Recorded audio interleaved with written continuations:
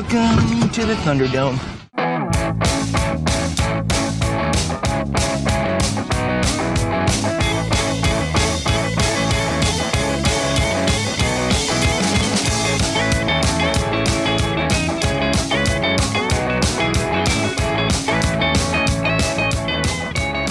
Hello and welcome to Cage Fighting. It's your main man Andy Gillard here. Hope everyone's doing well in the world right now. Bonsoir, everybody. Matt Guy here. Hope everybody is keeping toasty. Hello, everyone. Keeping toasty. Tomorrow is the first day of shorts. Decided. Today was 10 degrees. It was too hot. It was annoying.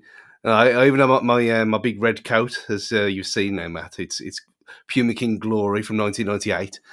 It is a classic, not a reproduction. But yeah, I had that this morning, and I was sweltering by the time I got there. So I put that on the peg, so it's still there. So I'm gonna put it in a bag tomorrow, bring it home. But yeah, it's shorts are back. I regretted not wearing shorts to work today because I was boiling hot in the office. Yeah, I was in shorts up until the sun went down pretty much. Like, it's been a nice day today, comparatively. Stu, speaking of seeing you, I'm hoping you'll catch a glimpse of a blue flash running past you at the speed of light tomorrow because I'm going for a run on the canal early doors. Well, it depends what time. Because Next Goldie's coming in Shea Weatherspoon's in the morning as well before he finally goes to watch Spider-Man. So this is just dating this. Everyone knows when this is recorded. Well, people are going to think this is a new trailer for The Flash with the speed I'm going to be murderously going down the canal, so watch out. You had the old woman on her bike with the basket on the front at that time of the morning as well.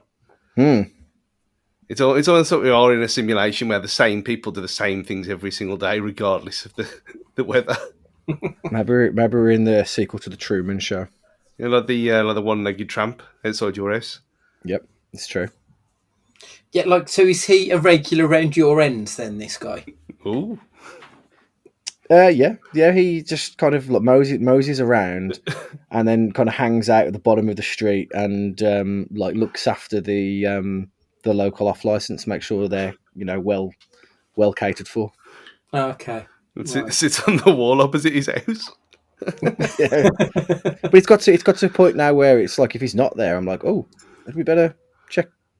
I wouldn't know where to find him. It's not like there's a bat phone or like a big light for a homeless one-legged tramp. Right, so we're here to discuss what we're hoping to see come the first half of 2022. Obviously, because we're now at the end of January, I thought we could have a look at what we've seen, what's been good on TV and or in the cinema. So is there anything that you guys have seen lately that's worthy of mention? Stu? I've seen stuff that you wouldn't have seen. Did I mention Station 11 last time? I don't think I've mentioned it on here. It's basically, they started filming it in the start of 2020. It's about what happens when a flu that kills 99% of the population escapes. And so, perfect timing. So it's. I put it on and it was like, oh, this is a bit close to the bone. And you look back and you think, well, how would they possibly know? And it's based on a book. Nice 10 episodes, all one contained story. Some of it's when the pandemic happens. Some of it's 20 years later. Very, very good. The other one was a show called halfway through called Yellow Jackets. Okay, yeah, seen that advertised. It's very good as well. Okay. Basically, high school girls soccer team. Let's get it right. It is American. Plane crash, stranded for 18 months. So you got stuff from, again, two timelines. You got the timeline from the mid-90s, which obviously has got mid-90s music, which is excellent. And then the other timeline of 2021 of what's happening now. Is it all coming back to them, the survivors of that crash? So that's been surprisingly good as well. So that was TV-wise. Film-wise, I watched The Gentleman, after your despicable scolding of it, Andrew. So you lasted 20 minutes and turned it off. Well, you need to watch another 5 minutes and then watch it properly, because it's one of the films where I know that you'll like. Yeah. Okay. It really, like Matt put in the group chat earlier about Hugh Grant's Cockney accent. Well, not just his accent, his general performance is really, really surprisingly good. And his Cockney accent is superb. You'd never know. He's got silly glasses and a beard as well, so he's full disguise mode. But yeah, it's a really, really entertaining film. Okay. I will give it another go. Like I say, I only gave it 20 minutes and that was, I don't know, I just wasn't in the mood for that type of film. So I will give it another go. It is still on my Netflix playlist. It's just not high on the list. Well, when I finish watching that, look, I watched Baby Driver yesterday because I was in that kind of groove. Mm. And, Baby Driver. I wouldn't say it's like, but it's got an essence of Baby Driver, if that makes any sense. Matt, what have you been watching? So I started, it's not a 2022 product, but in 2022 so far, I started The Crown, which is possibly one of the most un-Matt guy kind of shows. But by Sam was watching it, and by episode 3, I was like, don't watch it without me. I'm really enjoying it. Now, you're going to think, well, surely, Matt, you're not a royalist, and I'm absolutely not a royalist. You know what I mean? Like, I annoy Stu as much as possible by wearing the Italian flag football shorts and sending him pictures of it in various locations. But the whole feel of the show very much is these are flawed, and they are, for the most part, arseholes. So, you know what I mean? There's very little Union Jack waving. Everything's fantastic. It's very much not a critique, but seeing how these different events in history affected the royal family. So there's quite a lot that's already been in about kind of how the royal family were linked in with the Nazis and all the stuff that happened with Princess Margaret's husband, who ended up being a bit of a sex pest. So it's by no means shielding the royals. It's just really entertaining, and it's made me kind of. It is all a bit Metal Gear Solid 2, this, but this is the only way I'm going to learn any history about the royal family. So they could paint whatever picture they wanted, and I'll believe it's the truth. But at least I'm learning something, I suppose. Okay. Yeah, bear in mind it is a dramatisation and it's not 100% fact. But yes, that's why Google's there for me after every episode to kind of Google the truth. So that would been enjoyable. And then, as you'd mentioned in our top 5 of 2021, I saw Belfast yesterday. Belfast was a really entertaining watch. Not usually my bag because it's verges on deliriously happy in parts. And that's just not me. However, it had enough crushing brutality in it to then also bring it down a peg or two as well. But it's just a really, it just screams heart in parts, and it's not mundane, but nothing really happens. But because of the strength of the dialogue and the strength of the characters and the strength of everything else, it doesn't need to really. It's carried by its own charm, the whole film. And it'll probably, hopefully, it clears up a few awards this year as well. Yeah, it is hotly tipped for some Oscar glory at least. Where I think the BAFTAs, with it being Kenneth Branagh, there's every chance that it'll be picking up a few of those at least. And I think the one thing I loved about Belfast, because you're watching the film through the eyes of the kid in it, you do get that where it's really, really happy and it's really, really sad and not much in between. Because you do have those wild emotions with it, but it's just such a wonderful film. Really, it is like, yeah, you're absolutely right. With the Troubles and everything that happened in Ireland or Northern Ireland around that time, and everything with the Protestants and the Catholics and everything else, you could be excused for making this film really glib and really moody and miserable. But much like the kid in it, he doesn't understand why everyone's at war with each other like that, and so it's not really explored. But that's not a bad thing. It's just that you're living like vicariously through this kid and wanting his family to just be happy. It's nice to see a film about the Troubles set from that point of view, where it's not got a socio-political message to it. Because they often do try to take a stance. I find when you look at films, they're either from Protestants or Catholics, but this kid, as you say, is just kind of stuck in the middle of it all. One thing I wanted to know, though, and it's more just for pure curiosity, is was Spurs the team in Northern Ireland? Is that how it?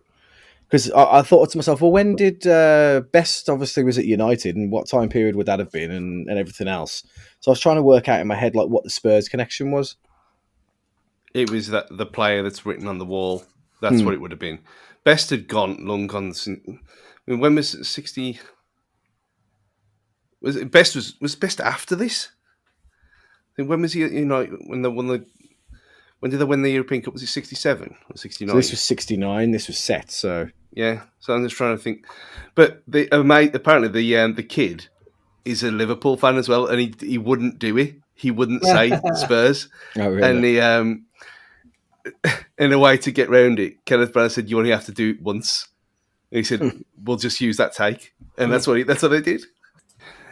It's nice as well that you don't need to. I mean, this could go. People in America who don't know anything about what we're even talking about, troubles in Northern Ireland. Well, who cares?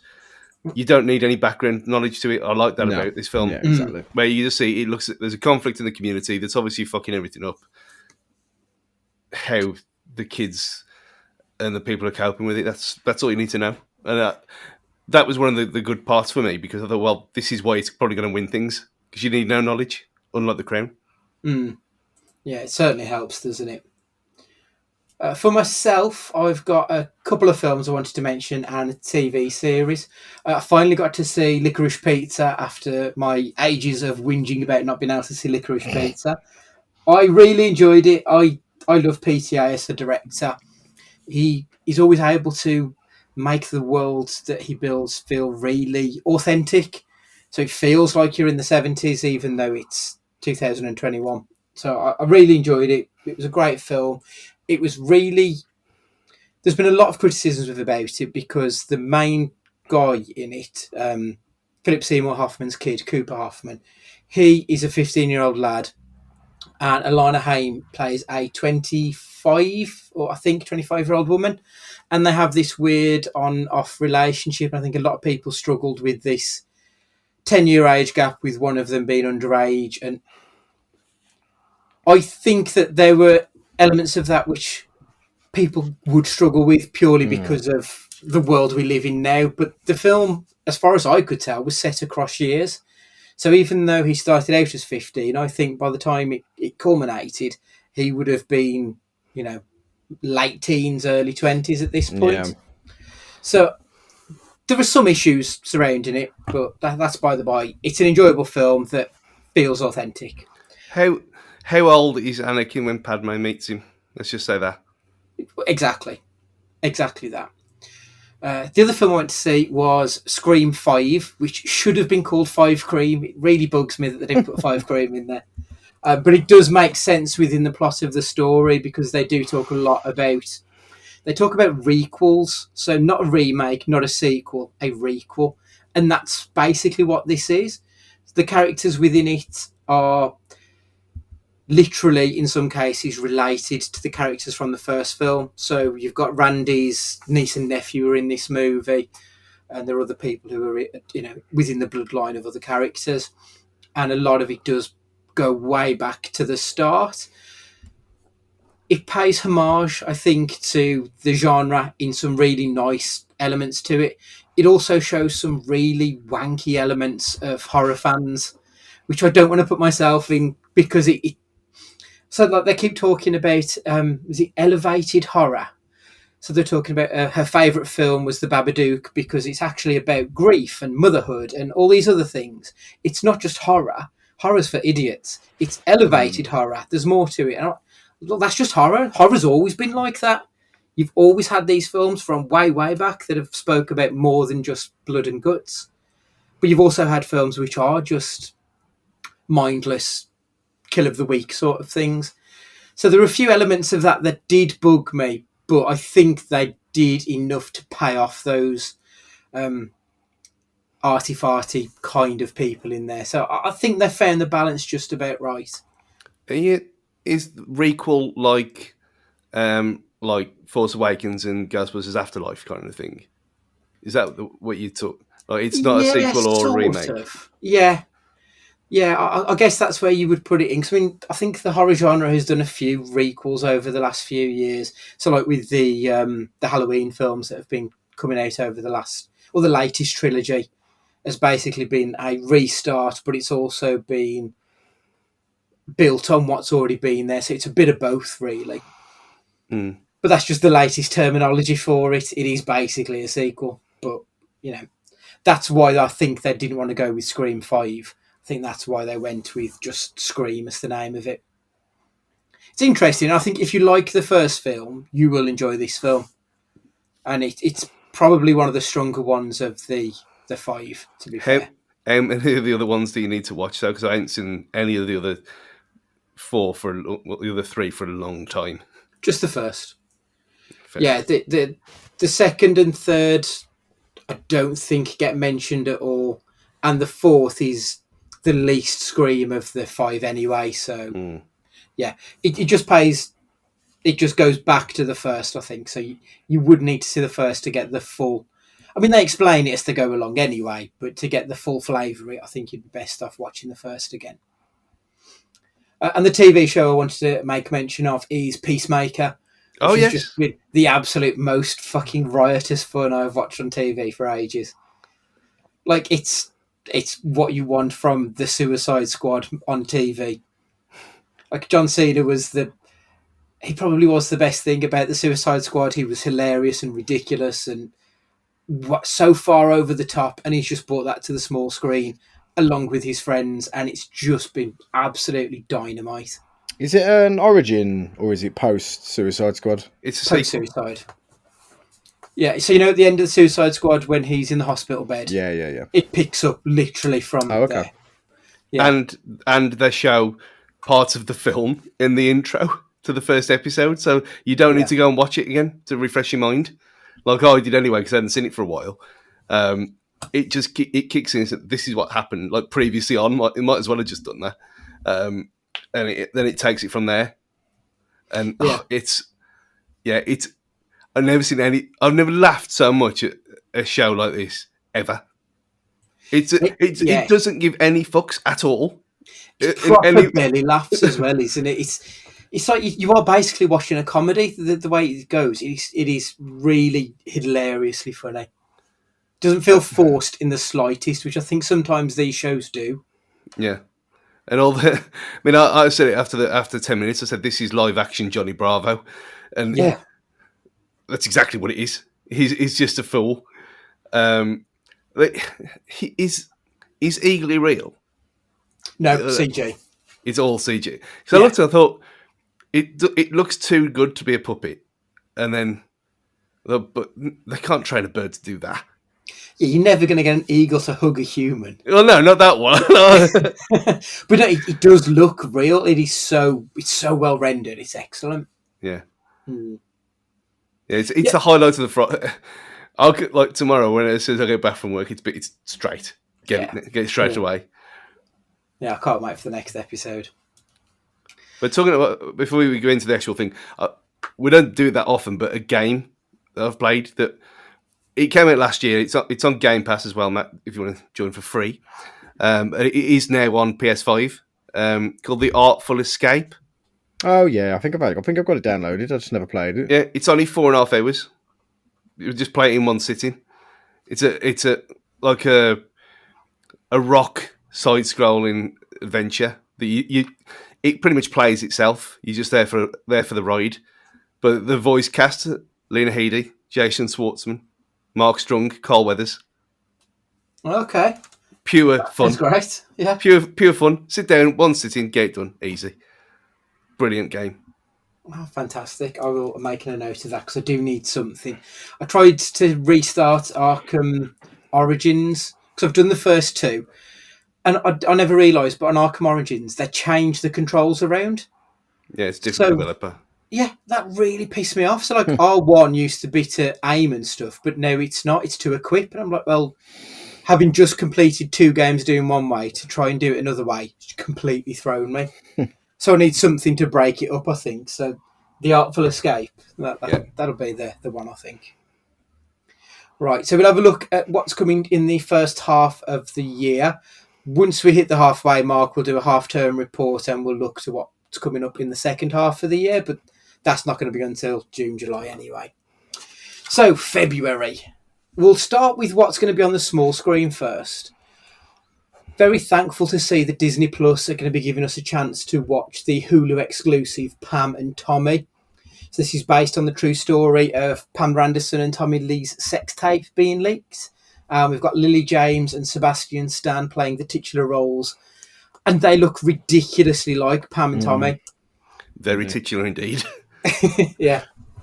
I'm properly looking forward to that one. Seth Rogen's in it, and we've established I'm a big fan of the dude. So yeah, I think that should be good fun. Netflix are offering us a new Texas Chainsaw Massacre. This one's been released on the 18th. We've had a few remakes and sequels and requels and all these over the last few years. Leatherface, is it time to bring him back? Is this... I don't know. What do we think? I mean, the problem is I'm always going to watch it, and that's the annoying thing. Like, and that's probably enough just to get something commissioned. Is that there's always going to be a group of people that will watch it, so they'll always have some form of interest. And but yeah, I think there is a want and urge for it, but it also wouldn't be massively surprising if it was shite. Well, have you seen the last remake in 2009? Yeah. Was it? I mean, that was poor, I thought. Yeah, exactly. So, I mean, fool me once, shame on you. Fool me twice, shame on me. Yeah. But I will watch it, yeah. Exactly, yeah. Yeah. So, that's the thing, that's the problem. Did you watch Bates Motel? No. No. That was surprisingly good. It actually really was, not even in a jokey way. It was, I had the same kind of, well, this is inevitably going to be really bad. Yeah. But it wasn't. It was not what I expected it to be at all. Because it's the modern day retelling of how Anthony Perkins got to the Bates Motel, isn't it? It's just, how many series? I think that's one thing I need to go back and finish. I don't know why I never did. But it's definitely worth a go. Give it about 4 or 5. Give it 4 episodes at least. It's a bit of a slow burn. But I enjoyed it. I mean, that's why I'll watch this, because like the first one, it was kind of like the plug for the side series video Nasty Andy. When we had it on dirty video, because it looked nasty. And it was one of them. So that's one of the first time I watched it as a kid. I thought, oh, this is brilliant. And obviously it's not brilliant at all, but it's funny. So I mean, I've no idea which angle they're taking with this. Are they doing it seriously, or are they playing around with it? I assume it's going to be taken seriously, and they're going to try and do a modern day telling of the original story that's going to be what they will hope anyway, will then spawn off a million other films and sell toys and everything like that. I'm intrigued by it, I've got to be honest, but I have very, very low expectations. But speaking of Netflix, on the 3rd of Feb, they're going to be releasing a show which is a US remake of the BBC Three hit Murdering Successful. It's been rechristened Murderville. The blurb reads, eccentric detective Terry Seattle teams up with clueless celebrity guest stars to investigate a series of murders in this improvisational crime comedy. Will Arnett is going to be starring as Terry Seattle, which is enough to get me to watch anything, to be honest. And some of the celebrities who will be joining him are going to be Ken Jeong, Marshawn Lynch, Annie Murphy, and Sharon Stone, amongst others. Do either of you two know the original BBC Three show, Murdering Successful? No. Yes. I've only seen one episode, and that was with Chris Kamara. It's brilliant. It is great. Absolutely brilliant. And I don't know if it wasn't enough to get me to watch any more. Well, I only watched it because it was Chris Kamara, and why wouldn't you?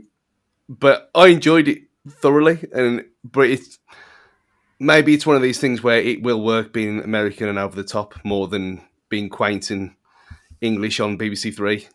Possibly. Like I'm a fan of Tom Davis, who is the star of it in the UK one, and he knows what he's doing when it comes to the improv stuff. So he manages to keep the celeb very much on track and keeps the story going through. He does a fantastic job, not letting it devolve into just absolute carnage. But apparently, it is available on Prime Video if you wanted to watch Murder in Successville. It's got a 7.9 out of 10 on IMDb and 5 out of 5 on Amazon. Make of that what you will. On the big screen, though, there's 3 films that really I thought we should... Well, actually, no, 4 films that we should probably point out. On the 4th of Feb, we've got Moonfall, which is the one with Sam Tarley from Game of Thrones. Is that anything either of you pair are interested in? I've seen some of the Twitter hype about it, and to be honest, I probably will go and watch it on a lazy Sunday. It has an element of low budget, low quality about it. I know, like the cast, you wouldn't necessarily say low budget if it's got Halle Berry in it, and Patrick Wilson to a lesser degree, but there's every chance this is another Battle for Los Angeles kind of. I'm looking forward to it, but it ends up being really shite. No.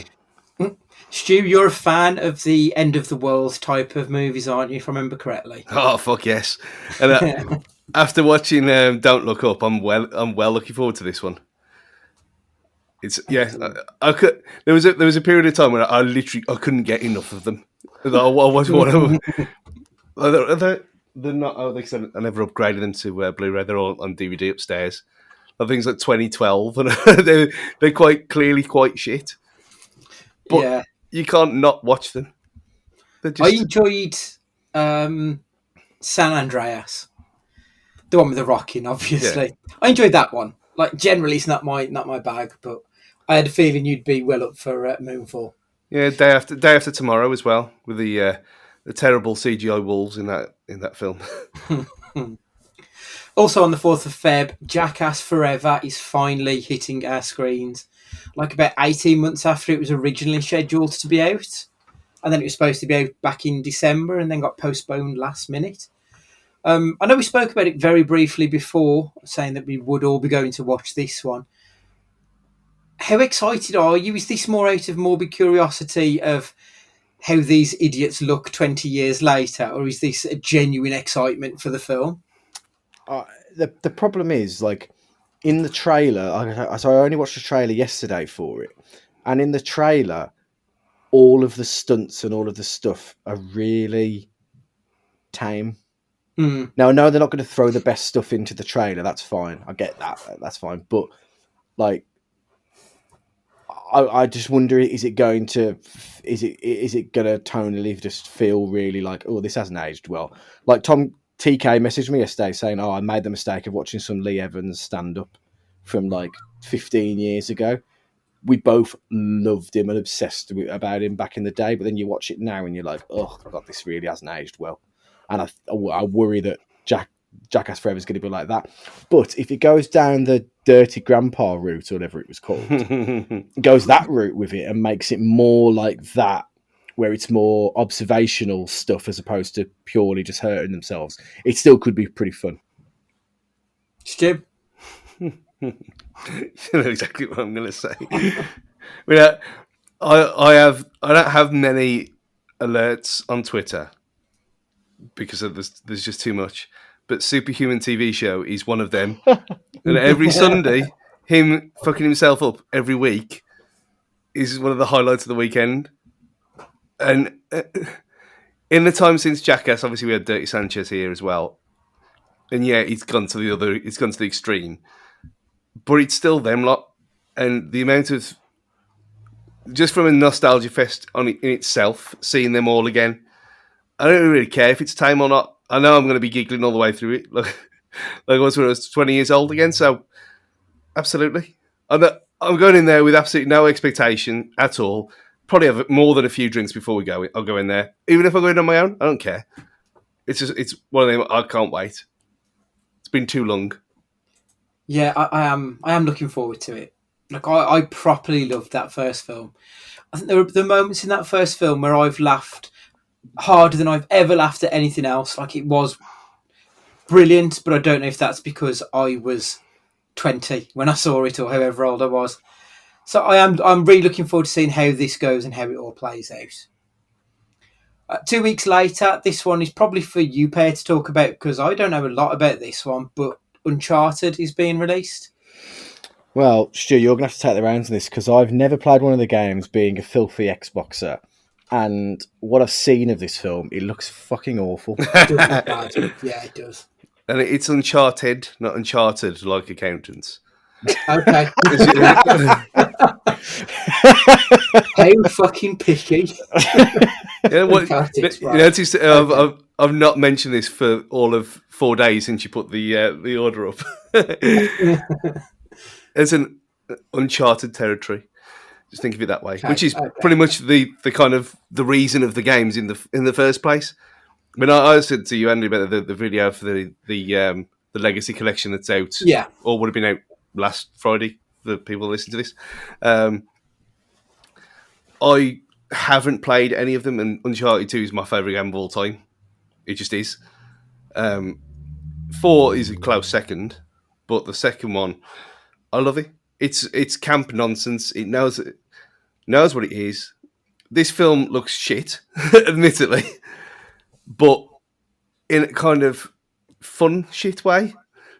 So it's, if you go in there expecting Indiana Jones, you're not going to get that clearly, and that's kind of the case with the games as well. Then none of them take themselves too seriously whatsoever. It's all very tongue-in-cheek and getting Tom Holland in to do Tom Holland things. It seemed a bit off because of Nathan Drake over 5 games. But yeah, I expect it to be a fun 6 out of 10 and nothing more. So, like the latest Tomb Raider film, basically. Oh, I think Tomb Raider, the Alicia Vikander one. Yeah. Yeah, I think that was a bit too serious. I think this will be more like certain rock-based Ryan Reynolds adventures that we watched a few months ago. Oh, okay, right. I'd imagine that they'd take that route with it rather than the Tomb Raider route. Okay, I can dig that. I'll give it a go either way, I think. It's definitely going to be The Prince of Persia Part 2. Oh, fucking hell. Oh, that film. And I don't like, again, not knowing the context behind it, but I thought that Nathan Drake is meant to be like a bit of a badass, and like Tom Holland just doesn't. He's just not, is he? Tom Holland, because he's playing a younger version of him, and the younger version of Nathan Drake in Uncharted 3 is very similar. He's a pussyo. Yeah, he's very, and he kind of looks a bit like him as well from the younger version. But yeah, it's got pussyo written all over it. A week later, on the 25th of February, Studio 666 is being released. Now, I hadn't even heard of this film until I was putting this together the other day. This film looks really, I say good in inverted commas. This film looks like it's going to be terrible, but I'm going to really fucking enjoy it. And it is, the Foo Fighters need to record their new album, so they go away to a mansion to record it. And Dave Grohl gets possessed by the devil. Like it looks fucking insane. I'm really excited to see it. I can't wait. This screams. There's got to be a Tenacious D cameo in there because they're always sharing work with each other and that. And basically, this will probably be my Rocky Horror Picture Show without the fishnets. Like this, like it's got that vibe about it. Really, it's going to be this kind of musical romp. And Dave Grohl, like, he never takes himself too seriously. Maybe he'll even bring out the devil costume from the tribute video for Tenacious D. Who knows? Because he was the devil in that video. Yeah. For those who aren't into Tenacious D, it's just going to be great. It's going to be terrible. It's going to be awful. Like, I know that now. That's fine. I don't care. It's going to be really fun watch. but I still fully expect it to be a contender for one of my top 10 films of the year next year. Like, I know I'm going to have fun with it, even though it's probably not going to be a good movie in like the real terms. Stu, have you heard of this one before? Is this a new one on you? I saw a teaser earlier, and that's all I needed to see. Yeah. For the same reason, I thought, because I don't know, I just typed it in, just teaser, didn't look at anything else, so just put it on. Is that Dave Grohl? And then there's the talk, oh, it's the rest of them as well. It's like Foo Fighters meets Scooby Doo. Yeah, it is. Yeah. Like, don't get me wrong, I'm not a massive fan of Foo Fighters. I think they're decent. But I've always liked Dave Grohl. Whenever I've seen him in any of the music videos that he's done or any of the few small cameos that he's done in films, it's always been really fun. And he's an unusual choice to lead a film. But at the same time, I think you probably couldn't have picked a better band to put in something like this. I think now, like, he's at a stage in his career now where, like, very recently I can't remember what they were called now, but the Foo Fighters basically did a Bee Gees cover band recently and recorded music videos and all sorts, and it was unbelievable. I love like 70s disco, so to hear that but with like a rockier sound, I was like, this is class. I'm sure they were called the Fijis or something like that, or I don't know what they were called, but like, yeah, it was brilliant. So I'm expecting like fun nonsense with this. He was driving around on the back of a van, were he, at the start of lockdown? Yeah, he was playing gigs outside. What's that family called in America? The most hated family, the Westfield, is it? Or the Westboro Baptist Church. Yeah, he went to play gigs in front of them, like with like loads, like, you know, full of rainbow banners and stuff like that. What a dude! Brilliant. So that's February done. March on your TVs. We're finally getting Young Rock Season 2 coming back on the 13th of March. You might need to find ways and means of watching that one because I'm not sure where it's being broadcast in the UK. Have either of you two seen Young Rock? No, not one for me, really. It's obviously about Dwayne, and it's set across like 4 different time periods. It's The Rock in a 10 years time as he's running for president, telling stories about when he was like a 7-8-year-old, when he was a 16-year-old, and when he was a 20-year-old. Mm-hmm. And it's all like fables about his life. It's a bit like Everybody Hates Chris, if you remember that one, the Chris Rock story. It's that sort of thing. It's really good fun, which you'd expect from The Rock, to be perfectly honest. Dwayne's Red Notice buddy, Ryan Reynolds, is returning to a Netflix original movie, The Adam Project, and that's going to be on the 11th of March. Reynolds plays a time traveller who has to team up with his younger self and his late father to save the future. If I wanted to watch Looper, I'd watch Looper. Like when it was about... Because I knew that he was teaming up with his late father. I knew that part. I was kind of hoping it might be something a little bit more somber and not just more of the same Ryan Reynolds. But I get the feeling that it probably is going to be that, isn't it? Give the people what they want. I don't know. We'll see. Pixar original Turning Red is hitting Disney Plus also on the 11th of March. I'm a bit disappointed that isn't going to the cinemas. I was really looking forward to seeing Turning Red on the biggest screen possible. That looks like such a good, fun romp of a movie. So I'm a bit disappointed with that one.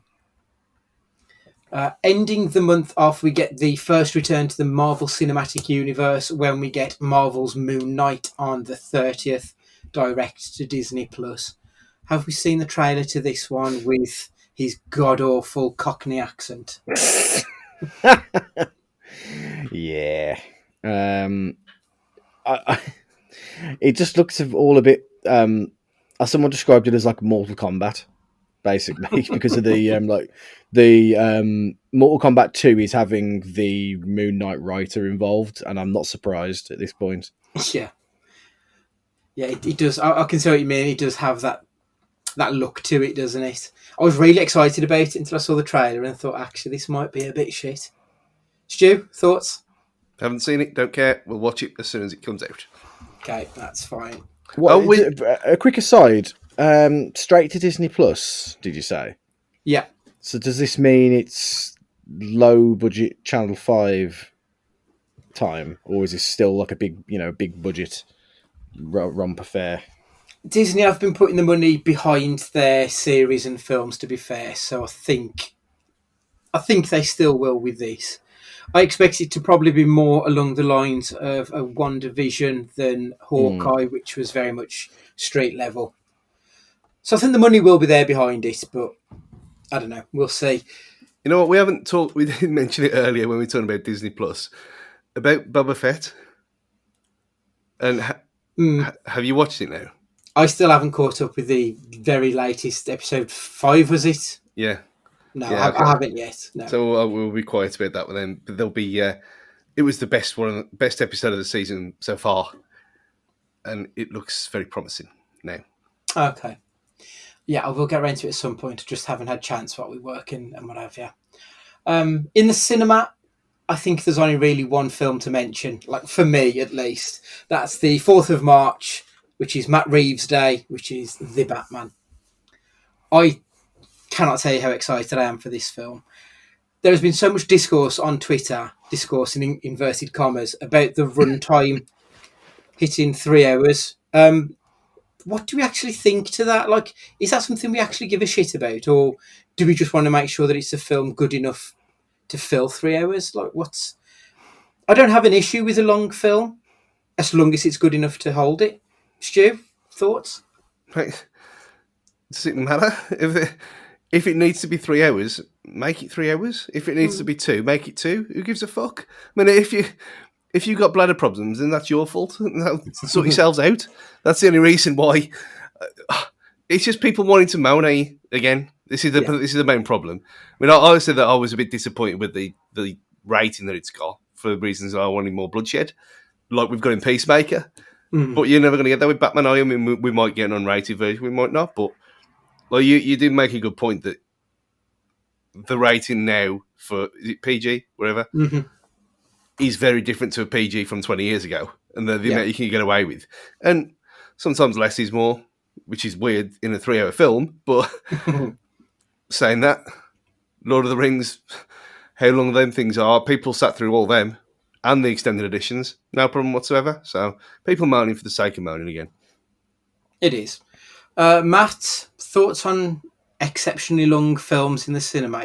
Would that put you off going to see something? No, it wouldn't put me off going. It would change my habits pre-movie, but that's more because I let out a little bit of wee during The Force Awakens because I needed to piss that much. But no, I mean, as long as it has an adequate story to tell, and as long as it doesn't drag out for the sake of it, and it doesn't drag out because it struggles to tell its story within a concise amount of time, then no, I haven't got a problem with it. If it's good, then why wouldn't you want more of it? You know what I mean? So I'm very much going into this with an open heart and mind because I want it to be Pattinson's vindication for being in those terrible glittery vampire films. Oh no, he's had that in The Lighthouse. Just go and watch that. But the world doesn't know about The Lighthouse, whereas the world will know about Batman. Well, this is the thing, isn't it? Like, so many people on Twitter and everything, you had this conversation with folks about actually Pattinson's a really good actor, and they will always just go back to Twilight.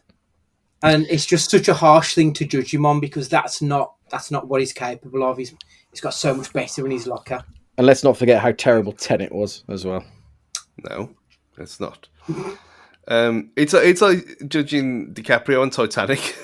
But it is, isn't it? It's exactly that level of, I don't know, just dismissal of someone's talent. And as you say, The Lighthouse is fantastic. Good Times, fucking brilliant performance. That's up there with Adam Sandler in Uncut Gems. It's such a good performance that barely anybody knows about. But it's well worth checking out. We'll move on to April now. So the Oscars should be out of the way by this point. So spring will be coming along and that'll be more films. So I think we start to get the ball rolling at this point on what to really get into with the rest of the year. Because the first few months generally are quite slow. 1st of April, though, Morbius coming out. Stu, thoughts? Yeah. Interested? I mean, it looks shit again, but... I saw half the trailer and I thought, well, I could watch the rest of this and not know what anything's going on. Oh no, there's no point is there because I'm gonna watch it anyway. So it's whoever bad it is. I mean, I've got no real expectations after Venom Let Them Be Carnage. So we'll see. I mean, it is what it is. I don't mind him really. He's a bit.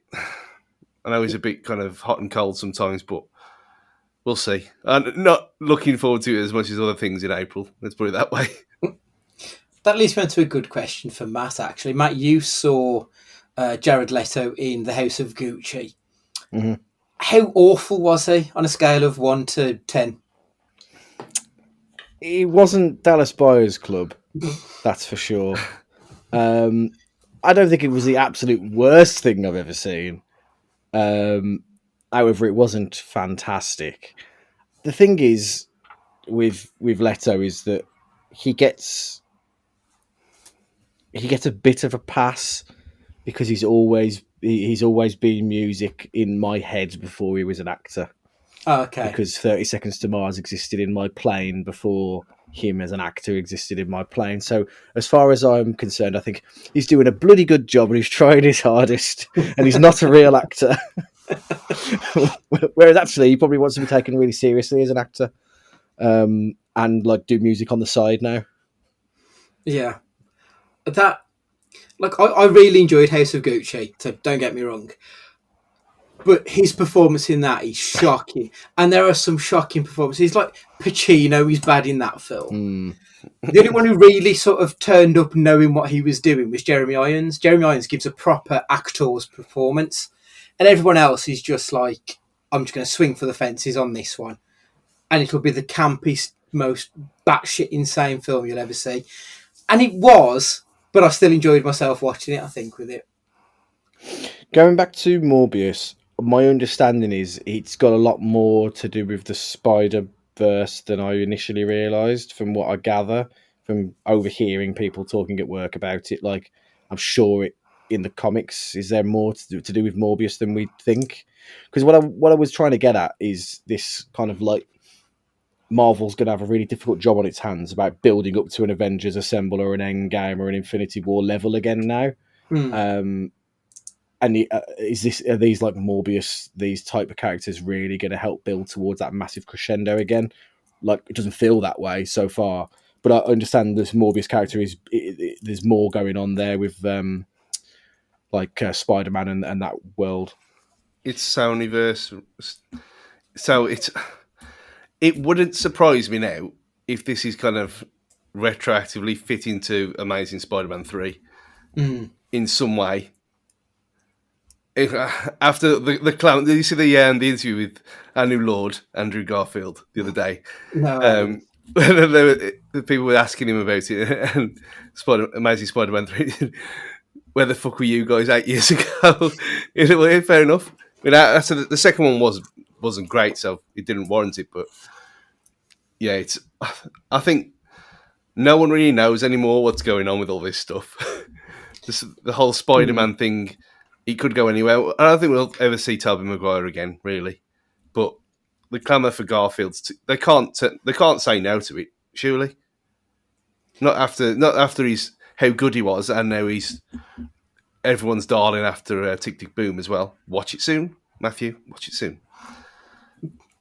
And apparently he's in another film coming out in February where there's high hopes for him.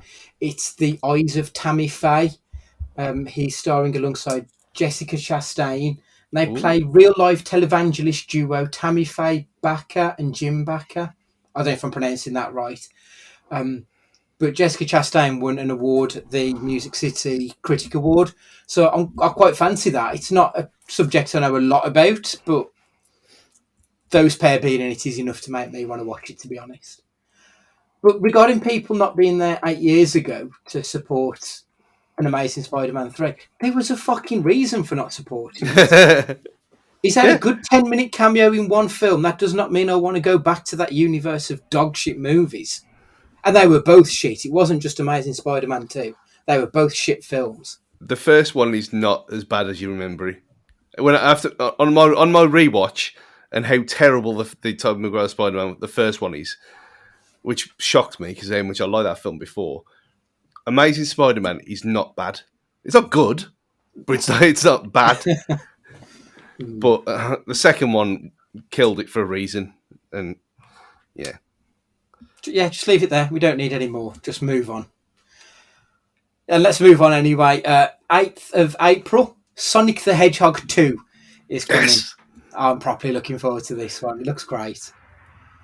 This will be a day oneer for me. Stu, I assume I'll be seeing you there that morning. Yeah, I think we'll have to go in the morning before when the kids are at school. Yeah. So they're not there annoying us. How dare those kids go see their kids' film? Yeah, exactly, little fuckers. Matt, are you bothered about Sonic the Hedgehog 2? Is this high on your list? Not really. I probably will go watch it, but I might wait till it hits my my Amazon Prime stick as opposed to going to the cinema to go see it. Mm. Stu's playing with his Sonic toys. That's Did you play the game as a kid, though, Matt? Was that your... Yeah, so my first console... Well, I had an Amiga, but that didn't really count as a console because I think it was a keyboard, and so it wasn't a... So my first console was a Master System 2, which had Sonic on it. I had played Sonic on its original format, but my first love in the gaming world was Super Mario 64, and it felt for a long time that it was very much Mario or Sonic. Like you're either picking Xbox or well, in this case, Nintendo, or where would Sonic have been at the time? He would have had Sonic. Sega. Sorry, Nintendo or Sega, and I was team Nintendo. Yeah, I was very much a Mario boy. Whereas obviously now it's all Super Smash Brothers and all that stuff. Like Sonic's come into that world now, hasn't he? So. Also on the 8th of April is a movie called Ambulance, which on the face of it does not sound like my kind of film. It's a Michael Bay produced and directed movie. But it's starring Jake Gyllenhaal, Isa Gonzalez, Yahya Abdul-Mateen II. They play a bunch of bank robbers who steal an ambulance occupied by a paramedic and a police officer in a critical condition. Like, colour me intrigued. That cast sounds really interesting. And the fact that it's going to be set in an ambulance rather than this big, sprawling... I mean, it might end up being that, who knows, with Michael Bay. But I'm kind of intrigued to see if he can do a stripped-down movie. That's what I'm hoping it's going to end up being. Now, it's funny this, because I'm listening to Will Smith's audiobook at the moment, and I'm nearly at the end. And he makes a good statement. He says, the opening weekend of any film is about the actor, the domestic, the overall box office is the movie and how good the movie is. And that couldn't be more true with this, because I'll go see it because of Jake Gyllenhaal. And that'll be the only reason I go see it. It won't be because I like the sound of the premise of the film. I like Jake Gyllenhaal. I think he's pretty much great in everything he touches. That's a really good point, actually. Is that a good audiobook, by the way? I'm get that one. I really dislike Will Smith after listening to it, if I'm being honest. Not because he's a shithouse, and he is a shithouse, but it goes from being into self-help territory. And I can't... Will Smith had a rough-ish upbringing. Yeah. Certainly not terrible by some standards. They had money, but he's still an abusive father and everything else. But it's hard to hear about someone telling me how to be a better person when at the same time he talks about how his family home needs 50 staff to run because it's so big. Oh yeah, that would make me quite resentful to put. There's a lot of him talking about how he's the biggest movie star in the world in it, and not in an ironic way. Oh, okay. But it's entertaining because it's Will Smith as well. And it's just getting into now in the last I've got 2 hours to go, just getting into the breakdown of his marriage. So hopefully we're going to get into cuckold territory. I'm quite interested, especially after seeing the Fresh Prince documentary last summer, because it sounded like Will Smith, like the early 20s Will Smith, was a bit of a cunt. And some of the stories that have come out from this book that I've heard do make him sound like he's got this. He doesn't hold back about how he's been a bad person at times, but then he also like he talks a lot about the Muhammad Ali movie he was in. And he talks like for the first 2 hours of the book is about his abusive father and how he's hit his mum and stuff. It's obviously terrible, but then he goes on about how great Muhammad Ali is as a person, and he was like a wonderful human being and stuff who was a serial domestic abuser. And I just find it a little like I know there's the whole black civil rights stuff that goes on there that I don't pretend to understand how I feel towards someone that was so prominent in turning the tide about that kind of stuff. But at the same time, like it's a great listen. Just don't listen if you want to come out of it thinking that Will Smith's shit smells any better than anybody else's. I'm quite interested to do that one. Another one for you, Matt, on the 15th of April. Fantastic Beasts, and does anyone give a fuck about these films anymore? How dare you? No, if this was a direct sequel to the first one, it'd be a day oneer. But the second one was pretty poor. I really didn't enjoy it. I fell asleep during watching it the first time. Wow. It wasn't great at all. So it's a shame because the first one was really fun. I had that famous thing that gets Mac Guy going. It had heart and charm, whereas the second one really didn't at all. Did nothing for me. Stu, have you seen any of those films? No, don't care. No, me neither. Although it's something that I probably should care about, or that if I watched, I would like them. But as soon as they cast Johnny Depp, that was me out. Like they know I'm not going to sit through Johnny Depp films, so it's not for me. I mean, when we do kind of pivot to a Johnny Depp only podcast, that'll be a great time. But no, I really should just watch them. Just get the Harry Potter films just over and done with, so I know what's going on with everything. But it's just been arsed, really. They're there. They're sitting there next to.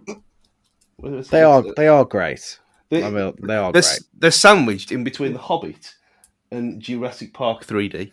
The problem is you've got to sit through the entire of it, and then the last step before the finale is really bad. Deathly Hallows Part 1 is god awful, and it's nearly enough to make you not finish it. That's the shame. There's a few films throughout the whole 8 of them was there in the end of the original run that they do stink bad. Some of the early ones do. Like those kids were not good actors. No, they weren't. They've turned out to be okay, but they weren't good back then. April 22nd, that's a big one for this podcast. It's the first Cage film of 2022, The Unbearable Weight of Massive Talent. This just looks great fun, doesn't it? Mm-hmm. It does look really fun, but the thing is, I know I can't, and we'll end up talking about it on the build up to it. But I want to do a stew with this and see as little as possible about it. Yeah, I know what you mean. Like I literally found out today that it's apparently that he's going to someone's party as an informant to the CIA, and I think that's all I want to know.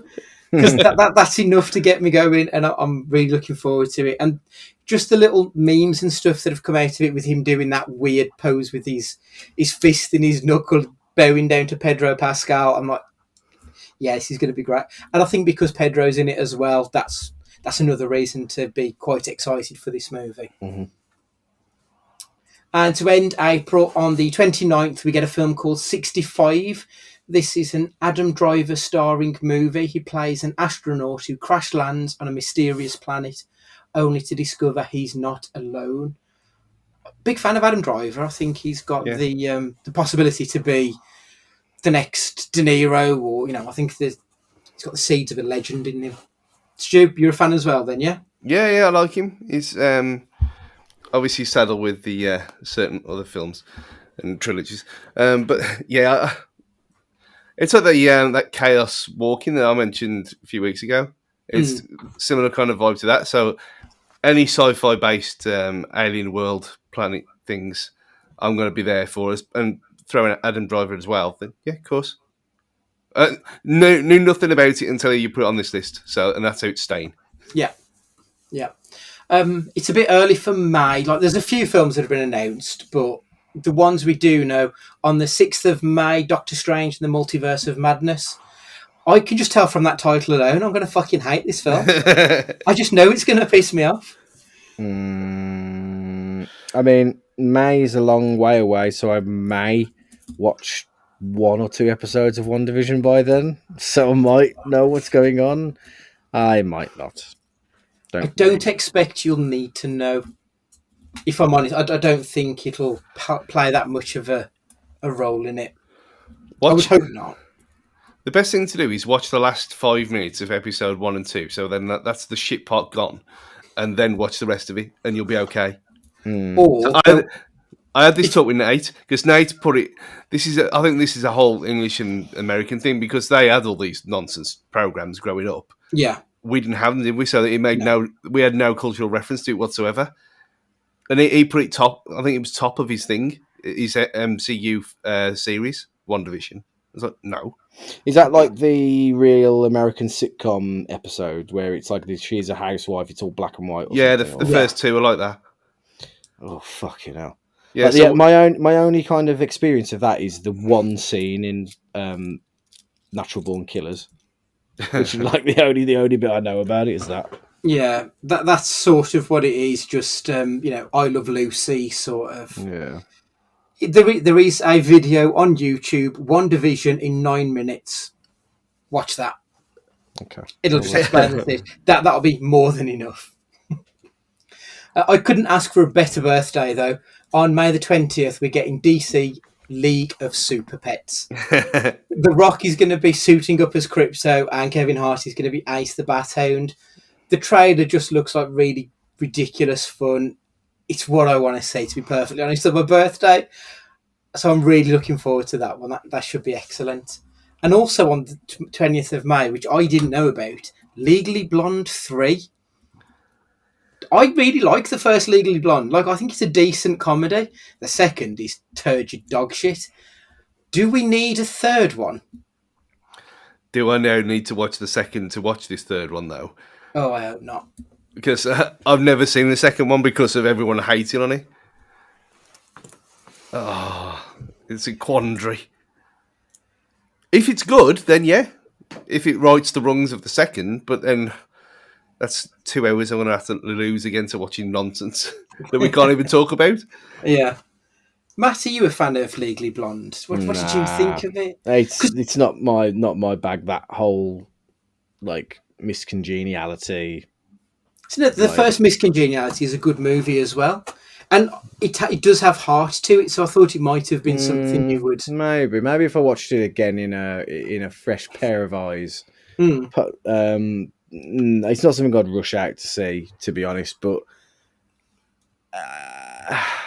no, I can't. I wouldn't get too excited about it. The only way I'd really rush to go see is if I somehow stumbled across like Legally Blonde. Sam was watching it, and actually I found it entertaining. And then all of a sudden I obsess over it like I did with Sweet Tooth and The Crown. Yeah, I think it's one that I will probably wait for on Netflix. Unless the reviews are really good, then I will go and see it. But it's a bit like the Matrix sequels. It's like, the first one was so good. We didn't need the sequel. Do we need another sequel 20 years later? Mm-hmm. Obviously, Matt will disagree, but... Yes. But as I say, yeah, well, if Legally Blonde 3 takes the piss out of Legally Blonde about how terrible it was back then, like The Matrix did with Resurrections, then yes, maybe we do. Yeah. To round out May, there's 2 more films that I'm down for. The Bob's Burgers movie. No, I really enjoy Bob's Burgers. I've seen it. It's been on, like, I don't know if I've ever mentioned how bad I think Bob's Burgers is. I don't think you have. Yeah, I don't know how anybody likes this show. It's awful. It's really bad. Like, I'm watching it, I'm thinking, this isn't funny at all. Like, this is this generation's King of the Hill.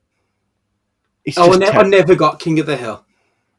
And that's what Bob's Burgers is. It's like, I don't find it funny at all. Like, I watched, like, Sam was watching it in the background while she was just like tattering around, And I was like, "What are you watching this?" Like, not once have I tittered, smirked, or so much as felt any emotion other than boredom when I was watching Bob's Burgers. It's not a laugh out loud kind of a show. And there certainly isn't. I think it's fine, but it's very much. I think it's not. It's not quite a grown-up comedy in the same way that like a Family Guy is, but it's not as kiddie as Simpsons. So it kind of falls in between the two. I think maybe. If I'm going to watch any film that's got burger in the title, it's going to be Keenan and Kel Good Burger. Good Burger. No, I hated them. I never understood that comedy. It's just shit.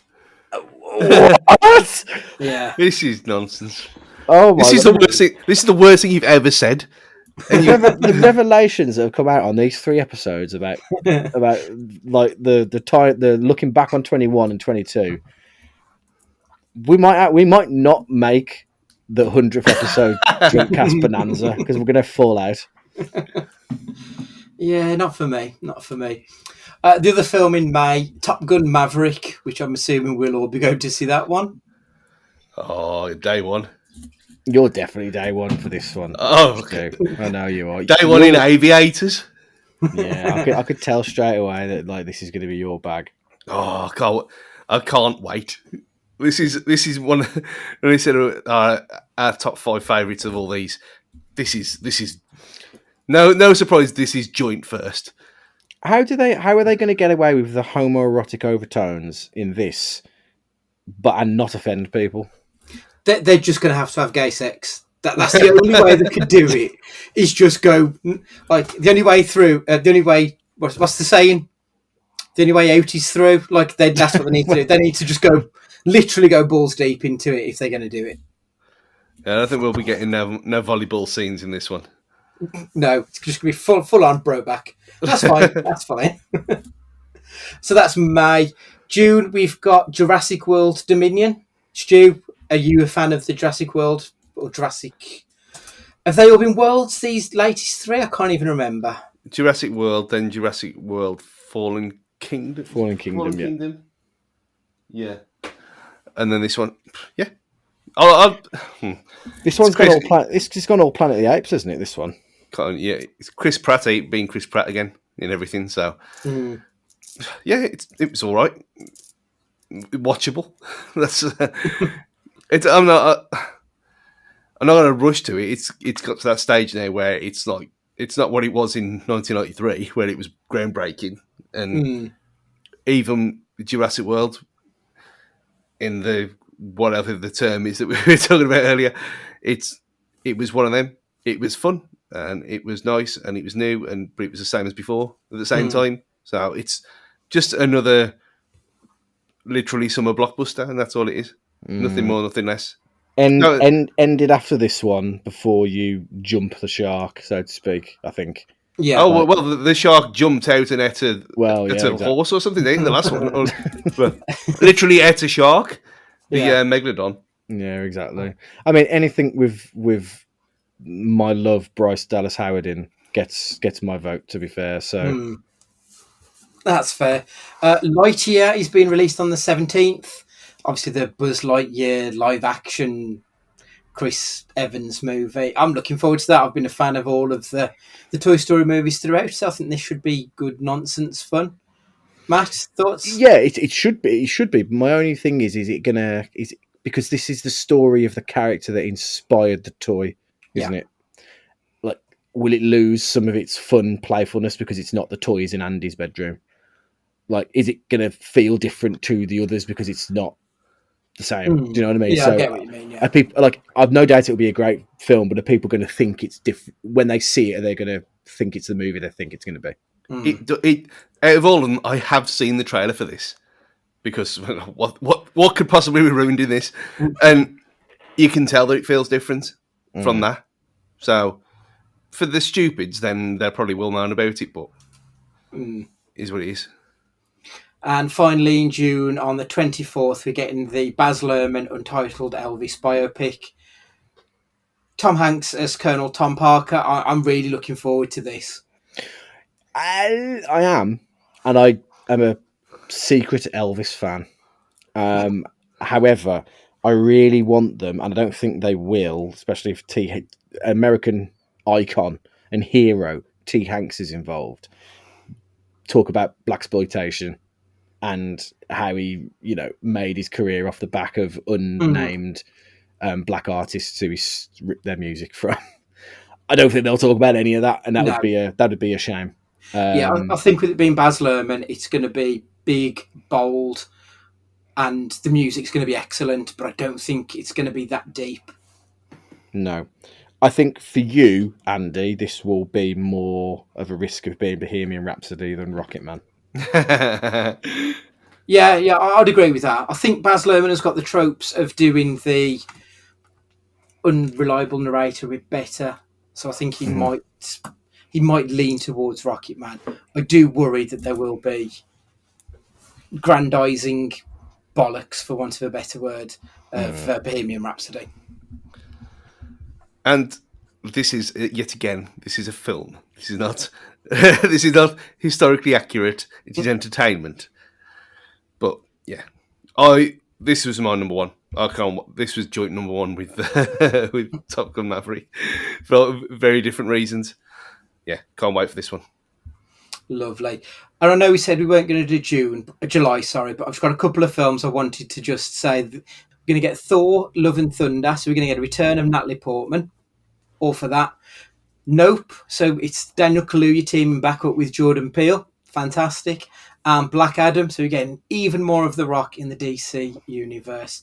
And then we've even got films without release dates, like we've got Knives Out 2 is going to be coming to the cinemas, it's going straight to Netflix at some point in the summer. So that's something to look forward to. A new Scorsese film, Killers of the Flower Moon. Pinocchio by Del Toro is coming out. So there's going to be plenty of films coming out in the summertime that just hasn't got a date yet. So I think it's going to be a really exciting year. I'm hoping that it's going to be as good as last year was, to be perfectly honest. Mm-hmm. Yeah, some crackers coming out. Yeah. So the original plan for this podcast, I wanted to have a look at some of the films that were set in 2022. And it sounds like we're in for a grim old year. So food is going to be becoming scarce. We're going to have to turn to eating Soylent Green, which just everyone knows is people. Jails will become so full that Lando Calrissian will pilot a ship of criminals into deep space, according to Alien Intruder. But on the bright side, that film says that we will be able to live out our sexual fantasies in virtual reality.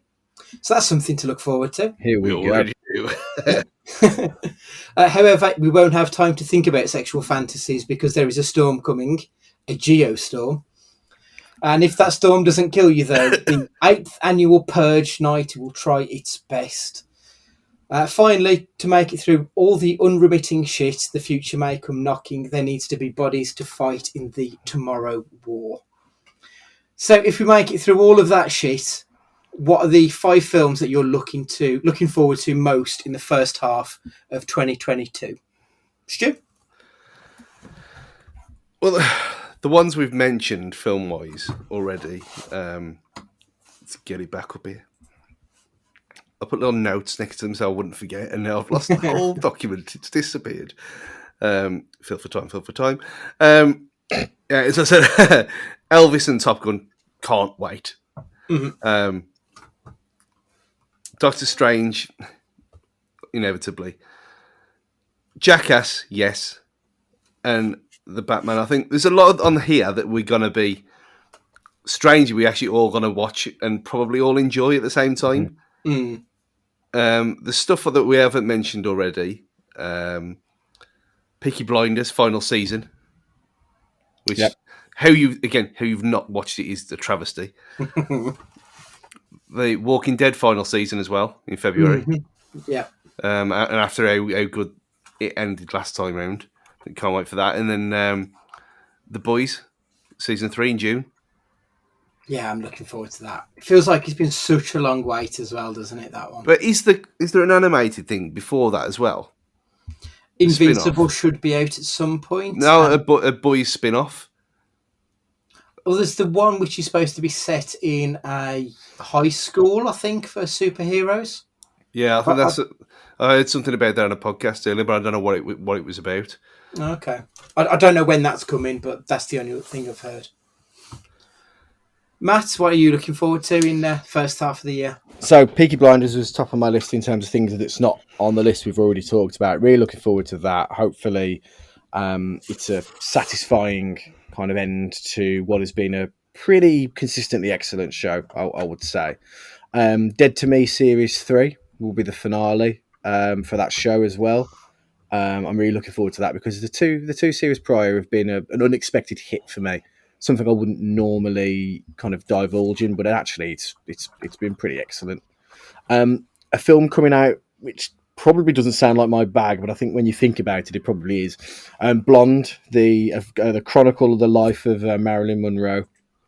I think will be when you peel back the surface of Marilyn Monroe, it's a pretty tragic story, really.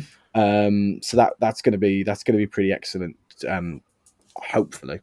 Then there's the ones obviously that we've talked about already. Obviously, I'm looking forward to the Batman. That I don't think I'll be quite as over the top about it as you two. It'll be great though. I am looking forward to it. But one that I don't think you'd think I'd be looking forward to is Death on the Nile, the Poirot film, because the trailer that I have seen, and again, it's another Branagh.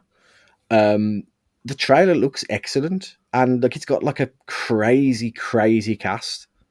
Yeah, it does look a lot better than I expected it to be honest. It looks like, not that Russell Brand really has any strong feelings either way as an actor, but I can see him being great in this. Just as a personality, the kind of person he has been over the last 5-10 years after he initially rose to fame. And the rest of the cast there is just insane. And I think this could be a really interesting and as I am now moving into things like The Crown and shit like that, traversing into middle age, I'll probably quite enjoy it. Sounds good. For myself, I've got a few films that actually we haven't had a chance to really mention. Knives Out 2, I really enjoyed the first one. I thought Ryan Johnson's first was fucking tremendous, and I can't wait to see what the sequel's going to be like. Killers of the Flower Moon, which is the film, the Martin Scorsese film starring both De Niro and Leonardo DiCaprio. They're his two muses from two different time periods, so I just can't wait to see what they're going to do with that. There is a film called Dashcam, which is by the director of Host, which was my favourite film of 2020. So I'm really looking forward to seeing what comes next from those guys. And Chippendale Rescue Rangers. I loved Chippendale as a kid, and they're doing a animated live action hybrid. I don't know if it's going to be a TV show or a film. I'm not 100% to be honest, but I'm just really looking forward to seeing them bringing those guys back and seeing how they go with it. That should be good fun. Obviously, the top two on my list would have been Elvis and Batman. They're the two films that, I feel like I've been waiting a lifetime for this Batman because it's been postponed and postponed and postponed, and we've not had an Elvis film in our lifetimes. I think the most recent one was it 79? Was it the Kurt Russell one? So it was before any of us were born. So I'm really looking forward to seeing what they're going to do with that one. There's one more as well.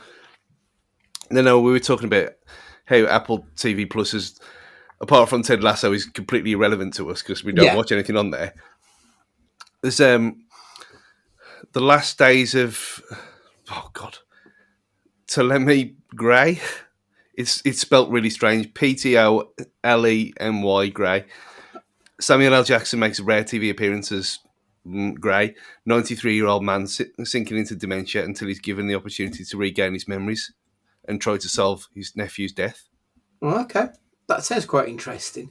But then they've done this a few times where they've had stuff that sounds interesting and then it's just been shit. Yeah. So we'll see. Right, so that's us done for another week. We'll be back with our normal question cast next week. So we'll put a call out for your questions on the Twitter at some point. Make sure you're following us at Cage Fighting Pod. That's on Twitter and on Instagram. Any emails to cagefightingpod@gmail.com. And please make sure you subscribe so you don't miss an episode. So for this week, Matt, would you like to say goodbye? Take it easy, guys and girls. Look after yourselves. Stu, would you like to say goodbye? Watch Tick Tick Boom, you cowards. Ta-ra. I second that, and I will say be excellent to each other.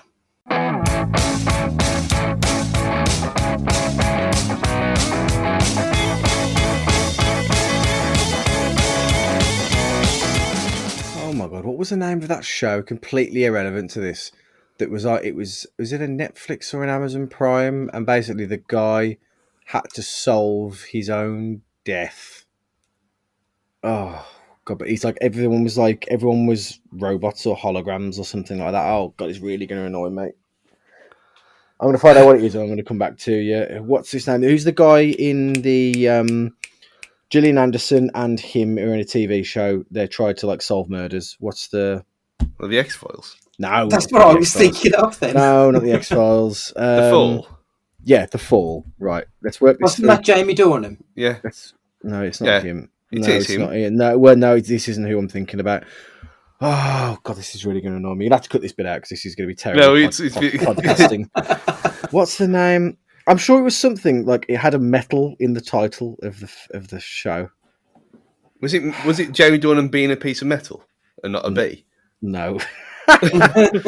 Oh, what was the hell was the name of that show? It was like a sci-fi Netflix show. Wisdom of the Crowd? Altered no. Carbon. Altered Carbon, yes. Oh, yes. that was awful. What? I quite enjoyed the first season. How dare? Well, this is it. This is what I was just thinking about because series 2 is a completely different lead, isn't it? Yeah, it's the same character, but it's Black Captain America, isn't it? Yeah. It's. I don't know how I got onto this, but I really, really wanted to enjoy that. I don't know how the Samuel L. Jackson show about him trying to solve his own nephew's murder has got me back onto this. But man, I was really disappointed with Altered Carbon series 2. Joel Kinnaman, that's who you was thinking of from the first What TV show is he in? Joel Kinnaman's in Suicide Squad. He's Rick Flag. Yeah, No. I know. He was in. He plays Yes, he was in. House of Cards. The Killing. The Oh Killing. yeah, the The Killing. Killing. That's The Killing is our good friend Tara's podcast. Yeah, the Killing was with that. The Killing was excellent. It was an excellent series that was. Isn't that a Swedish? Yeah, it's a Swedish remake. It's Oh, American, okay, right. but it's actually good.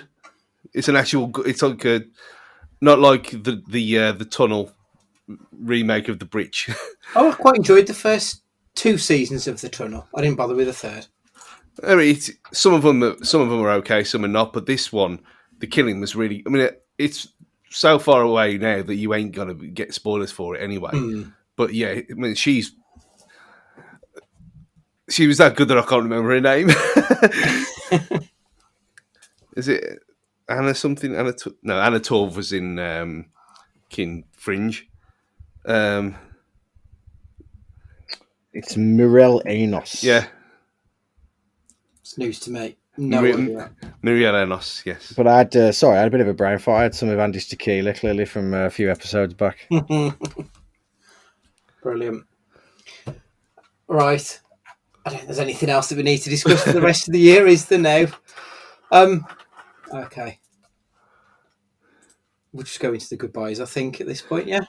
Yeah, cut that bit out. I didn't know if there was like if you had something to tie in. No, not at all. I just something came into my mind, and I was like, "What was the name of that show?" And it just blurred it out. But what was it in with Gillian Anderson though? I don't know. I'm just getting that show mixed up. When I thought it was Gillian Anderson, but it's not. It's just somebody else that's Ginger. Yeah, Muriel Enos is Ginger in The Killing.